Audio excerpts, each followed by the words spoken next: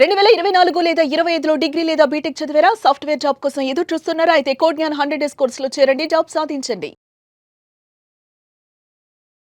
విజయారెడ్డి కేసులో మిస్టరీ వీడుతుందని చెప్పుకోవచ్చు. ఆత్మహత్యకు డిప్రెషనే ప్రధాన కారణమని కూడా పోలీసులు ఒక అంచనాకు వచ్చినట్లుగా సమాచారం. కొన్నాళ్లుగా తీవ్ర మానసిక ఒత్తిడికి లోనేట్లుగా కూడా తెలుస్తూ ఉంది విజయారెడ్డి. అమ్మ మాట కాదనని పిల్లల అమాయకత్వం ఇక్కడ కనిపిస్తోంది.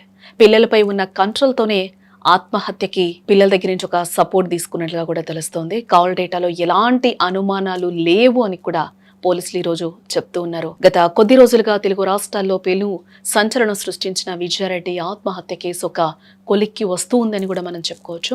ఆఫీస్ మీటింగ్ అని చెప్పి బయటకు వెళ్లిన విజయారెడ్డి తన ఇద్దరు పిల్లలతో కలిసి రైలు కింద పడి ఎందుకు ప్రాణాలు తీసుకున్నారు? తనతో పాటు పిల్లల ప్రాణాలు కూడా ఎందుకు తీసుకెళ్లారు? హాస్టల్ రిసెప్షన్ లో అంత టెన్షన్ గా ఎందుకున్నారు?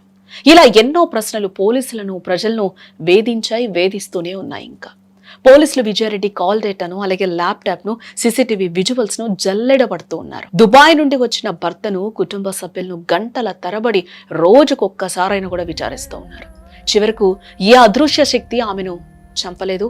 ఆమె లోపల ఉన్న డిప్రెషన్ అనే ఒక నిశ్శబ్ద శత్రువే ఆమె ప్రాణాలను బలి తీసుకుందని కూడా పోలీసులు అయితే ఒక నిర్ధారణకి ఈరోజు వచ్చారని కూడా మనం చెప్పుకోవచ్చు. ఈ కేసులో మొదటి నుండి వినిపిస్తున్న అనేక అనుమానాలను పటాపంచలు చేస్తూ విజయారెడ్డి తీవ్ర డిప్రెషన్తోనే ఈ కఠిన నిర్ణయం తీసుకున్నట్లు పోలీసులు కూడా తేల్చి చెప్తూ ఉన్నారు. లాస్ట్ ఒక 6 days నుంచి విజయారెడ్డి ఘటన 2 తెలుగు రాష్ట్రాలను కూడా ఎంత కుదిపేస్తుందో కూడా మనం చూస్తూనే ఉన్నాం. అందరికీ కూడా ఒక క్వశ్చన్ మార్క్ అయిపోయింది. ఈమె ఎందుకు మరణించారు? అది కూడా అందువచ్చిన పిల్లలతో, తన ఎత్తుకెదిగిన పిల్లలతో ఎందుకు మరణించారు? ఈమెకి అంతటి బాధ ఏమొచ్చింది? అంటే తల్లికి, ఇంట్లో అన్నకి ఎవరికి చెప్పుకోలేని బాధన, భర్తకి చెప్పుకోలేని బాధన. ఒకవేళ భర్త సైడ్ నుంచి ఏమన్నా వేధింపులు ఉన్నాయా? అత్తగారు సైడ్ నుంచి వేధింపులు ఉన్నాయా? అమ్మగారు సరిగ్గా అర్థం చేసుకోవట్లేదా? విజయారెడ్డి పిల్లల్ని దూరం పెడుతున్నారా? ఏంటి అంటే ఎవరికి చెప్పుకోలేని బాధ ఏమై ఉంటుంది? అంత లోన్లీనెస్ ఎందుకు వచ్చింది అనేది, ఇలాంటి ప్రశ్నలు చాలా వరకు కూడా అందరినీ వేధించిన ప్రశ్నలుగా కూడా మనం చూసాం. ఇలాంటివన్నీ ఎందుకంటే మిస్టరీగానే ఉంది కాబట్టి ఇలాంటి క్వశ్చన్స్ సహజంగా అందరికీ వస్తూ ఉంటాయి. ఎట్టకేలకు వీటినన్నింటినీ కూడా పటాపంచలు చేస్తూ పోలీసులు అయితే ఆమె యొక్క డిప్రెషన్ తోనే ఈరోజు చనిపోయారు. ఇందులో పిల్లలతో కూడా చనిపోవడానికి ఒక కారణం ఉంది. పిల్లల్ని నేను వెళ్ళిపోతే సరిగ్గా చూసుకోరేమో, కానీ పిల్లలు ఆ తల్లికి ఇచ్చే విలువ కూడా అట్లాంటిది. విజయారెడ్డి ఒక గీత గీసిన కూడా పిల్లలు జవదాటని పరిస్థితి కనిపిస్తుంది. ఇదే నేపథ్యంలోనే ఆమెకి ఒక ఆసరాగా దొరికిందని కూడా చెప్పుకోవచ్చు. ఎందుకంటే పిల్లలు తల్లి మాట కాదనరు, ఆమె ఎంత చెప్తే అంతే. కాబట్టి ఆమెకు అక్కడ ఒక కాన్ఫిడెంట్ దొరికింది. నేను పిల్లల్ని ఎలాగైనా ఒప్పించుకోగలుగుతాను, ఏదైనా చేయగలుగుతాను అనేది అయితే ఒక ధైర్యం అయితే ఆమెకి ఇచ్చిందని చెప్పుకోవచ్చు. పోలీసుల విచారణలో వెల్లడిన అత్యంత విషాదకరమైన అంశం ఏంటంటే పిల్లలపై విజయారెడ్డికి ఉన్న ఆ పట్టు అట్లాంటిదని కూడా వాళ్ళు కూడా చెప్తూ ఉన్నారు.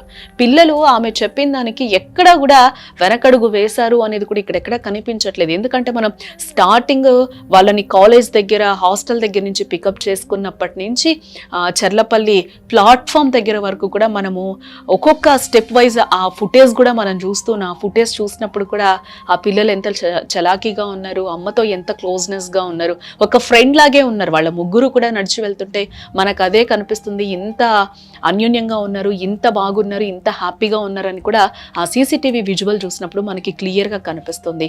ఇదే ఆమెకి ఒక పట్టునిచ్చిందని కూడా చెప్పుకోవచ్చు. విజయారెడ్డికి పిల్లలు నేను ఏం చెప్పినా కూడా కాదనరు, తూచా తప్పకుండా పాటిస్తారు అనేది ఆమెకు ఒక గుడ్డిగా, ఒక బ్లైండ్గా ఆమె ఒక డెసిషన్ని తీసుకుంది. నేను ఏం తీసుకున్నా, ఏం డెసిషన్ తీసుకున్నా నా పిల్లలు కాదనరు, సో నేను ఏదైనా చెయ్యొచ్చు. నా డిప్రెషన్ ఎక్కువైపోయింది, ఆమె ఆ టైంలో ఏం చేస్తుందో ఆమెకే తెలియలేదేమో, ఏమో అవన్నీ కూడా మనము డిసైడ్ చేయలేము. ఎందుకంటే ఆ టైంలో ఆమె ఆలోచనలు ఏ విధంగా ఉన్నాయో, ఆమె ఎంత డిప్రెషన్కి లోనైందో, అసలు ఎందుకు అంత డిప్రెషన్ అయ్యిందో కూడా ఈరోజు ఎవ్వరికీ తెలియని మిస్టరీగానే మిగిలిపోయింది విజయారెడ్డి మరణం అని చెప్పుకోవచ్చు. ఆ కంట్రోల్ ఎంతలా ఉండేదంటే తల్లి మృత్యు ఒడిలోకి వెళ్దామని పిలిచిన ఆ పిల్లలు మాట్లాడకుండా అలా అనుసరించి వెళ్ళారు అని అంటే సీసీటీవీ ఫుటేజ్ చూస్తుంటే ఇప్పటికి కూడా నీరు గారిపోతున్న పరిస్థితి కనిపిస్తుంది. ఎందుకంటే దాదాపుగా వీళ్ళు మరణించి కూడా 6-7 రోజులు అయిపోతుంది. ఇప్పటి వరకు వీళ్ళ మరణానికి గల కారణాలు ఇప్పటివరకు కూడా తెలియలేదు. అంత ఊహాతీతంగానే ఉన్నాయి. ఆ విజువల్స్ని చూసే మనం మాట్లాడుకుంటున్నాం. ఎవరికి కూడా ఏం జరిగింది అనేది ఇప్పటివరకు కూడా తెలియని విషయం.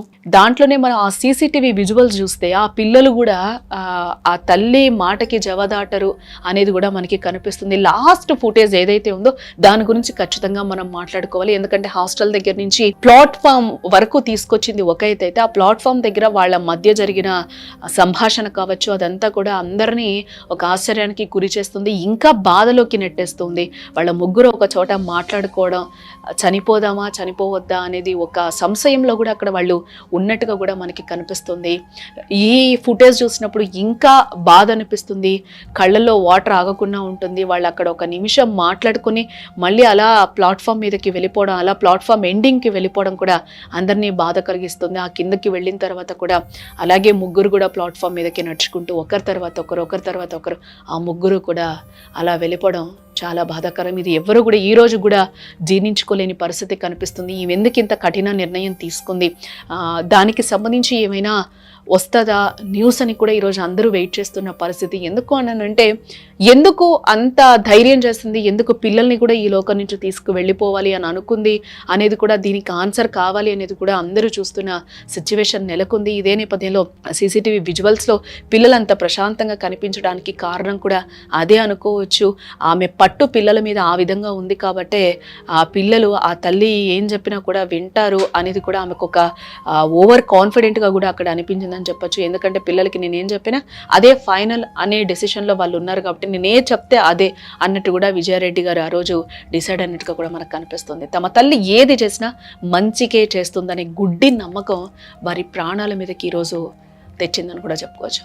చనిపోవడానికి ముందు విజయారెడ్డి పిల్లలను నమ్మించి రైల్వే ట్రాక్ వద్దకు తీసుకెళ్లారని, అక్కడ వారితో కలిసే రైలు కిందకు దూకారని కూడా విచారణలో వెల్లడైంది.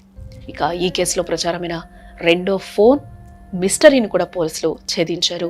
విజయారెడ్డి మరో రహస్య ఫోన్ వాడారనే వార్తల్లో కూడా ఎలాంటి నిజం లేదని కూడా స్పష్టం చేయడం జరిగింది. విజయారెడ్డి ఎక్కడ కూడా 2 ఫోన్లు వాడలేదు, ఇది ఫస్ట్ నుంచి కూడా క్లియర్గా ఉంది. బట్ మధ్యలో ఏం అపోహలు వచ్చాయో కానీ దాన్ని క్లియర్గా కూడా పోలీసులు చెప్తున్నారు. ఆమె రెండో ఫోన్ అసలు వాడలేదు అని చెప్పి, ఆమె వాడిందల్లా ఒక ఫోను, ఒక ల్యాప్టాప్, అవి మాత్రమే ఫోరెన్సిక్ ల్యాబ్కు కూడా పంపించి విశ్లేషించగా వారం రోజుల కాల్ డేటాలో కూడా ఎలాంటి అనుమానాస్పద కాల్స్ లేవని కూడా తేలింది.